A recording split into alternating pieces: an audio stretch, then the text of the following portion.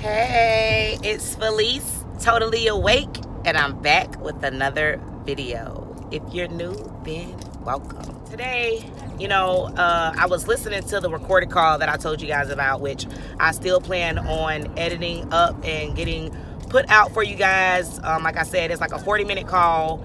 My husband actually jumps in on the second half of the call, so I'm probably going to split it up. The first half will be me talking, and that's the part that I really need to edit because you can't hear what the elder is saying.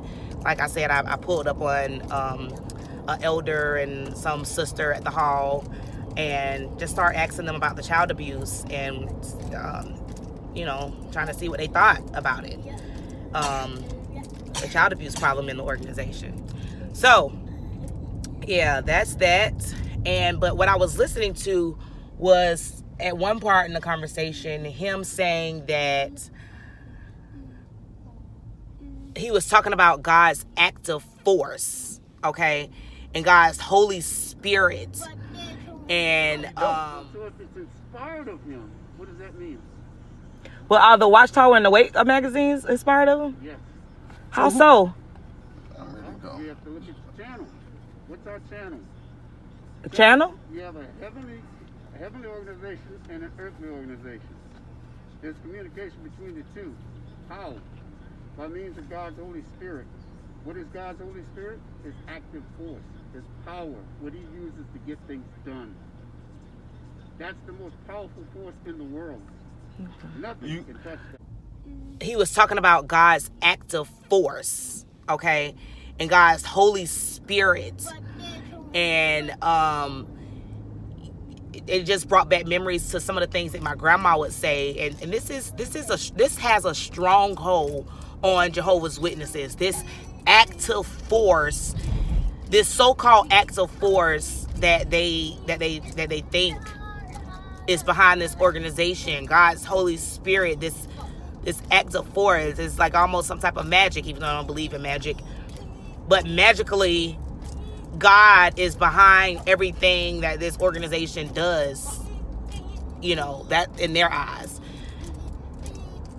That's why when, talking to my grandma and just naming some stuff wrong and flawed with the organization, like I told you guys before, I'm thinking like one of my second videos that I posted, or it's my third video I posted, when I'm riding in the car and I'm telling you guys how my grandma told me, honey, you better hush.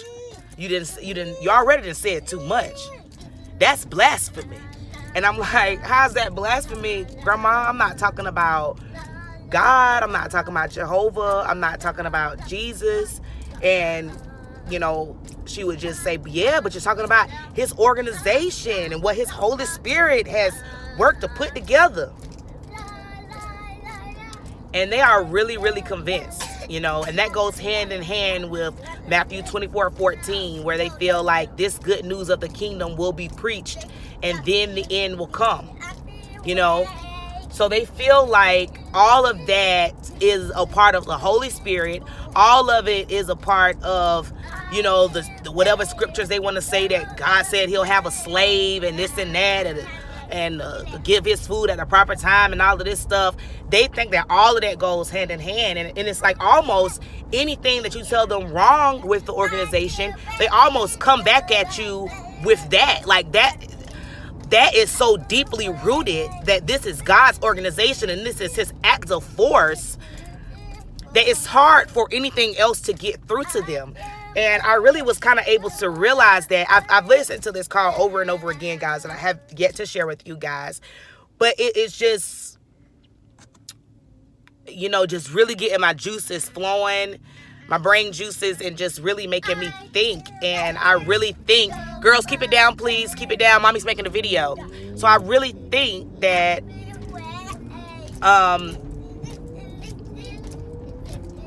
a lot of the Jehovah's Witnesses, this is their bottom line. They feel like regardless of what you say, this is still God's organization, Jehovah's organization, his Holy Spirit, his active force, that despite everything, he didn't put this organization together to give us the proper food at the proper time. You know what I'm saying? Like they really, really thinking this. But let's talk about God's active force for a minute. Hold on, give me 1 second. I don't know where I'm going. I'm going to come right back. All right, so my bad, y'all. I'm back. I just spent some time at my son's track meet. So I'm looking a little wild. My legs probably lifting. I don't know. Hey, this ain't your video, though. No, we ain't doing that today. We ain't doing that today. Go on, head on. We ain't doing that today. All right? Now, let's talk about God. No, seriously, I'm going to stop the video, y'all. God's active force, right? That's what we were talking about. So, what I want to know is, you know, because the Jehovah's Witnesses, they think that God's active force is what appoints the elders and all of these different appointed, anointed ones in the organization. Okay, so God's active force is appointing, men that seemingly appear to be drunkards. If we just want to look at Tony Morris in the liquor store buying all that goddamn liquor. Okay. I see you're a fan of Scotch. Do you know anything about Irish whiskey? Yeah. I'm not a lot. My wife likes it. Yeah. Jameson's always popular. I usually get Bushnells, but I don't.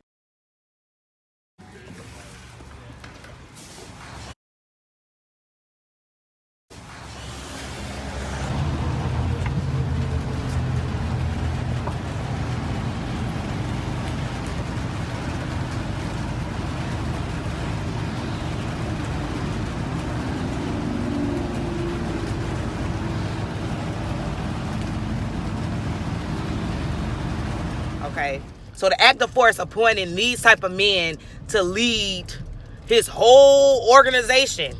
The active force is doing this. Okay, let's talk about the elders, because there's so much we can say, about this active force and all they think is, coming from this active force.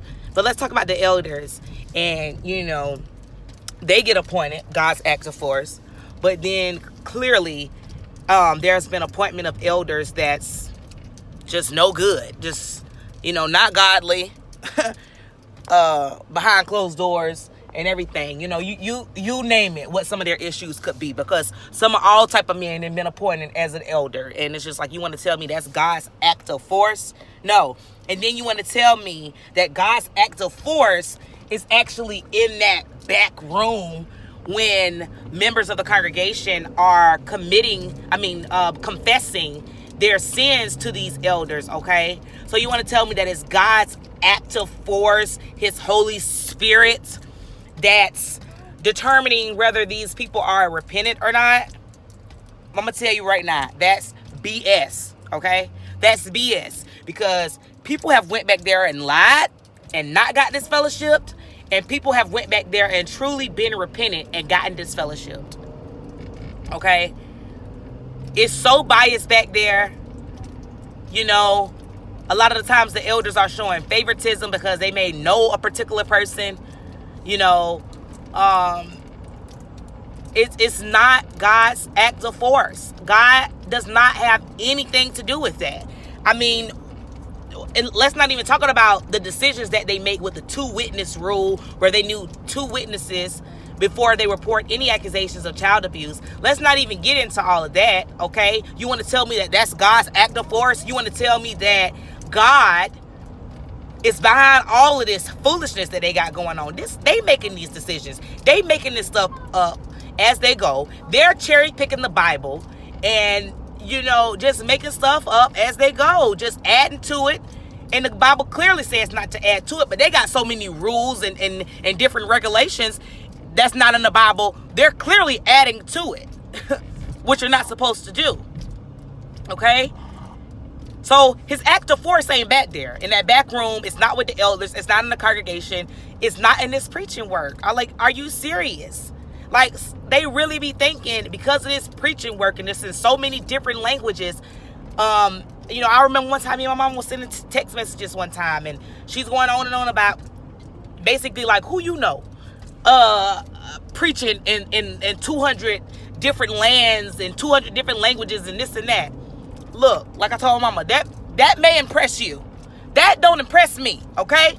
That don't impress me. That's nice and all of that. But when you spreading a false message, it's pretty sad that you've got so many different languages, so many different cultures and backgrounds of people that you spreading these lies and foolish talk to, this propaganda to. You were talking about is God's active force to get this preaching work done, to form this organization and preach the good news, right? Well, what good news? You mean the good news that's been changing over time? Like I've said before, these magazines have changed over time. You can't possibly think that this is what the good news is. This is included in preaching the good news, passing out magazines. Do some history. Do some research on the history of these magazines and the different ridiculous things that they've said throughout history of these. I mean, if you just seriously, like I've said before on my channel, you know, my family, my mom and them at their house, they have like a den, and it has a library full of bound volume, Awake, and Watchtower magazines. You know, just full of brown books on the shelf, and all the other bound volumes, you know, whether it be the Theocratic Ministry School, the Kingdom Ministry bound volumes, they got all that kind of stuff. Okay, they got it all. And I could have really just sat there. I could have really just sat there on that floor and pulled out some of them bound volumes and looked at some of the ridiculous things that they said in some of those older magazines, including leading up to 1975 and how they were predicting the end of the world was going to come, commending people for selling their homes, all of that, okay, during that time. And then turn around and saying that it was their fault, that they got too excited, they got overly, whatever the words they use, y'all know what I'm talking about, okay?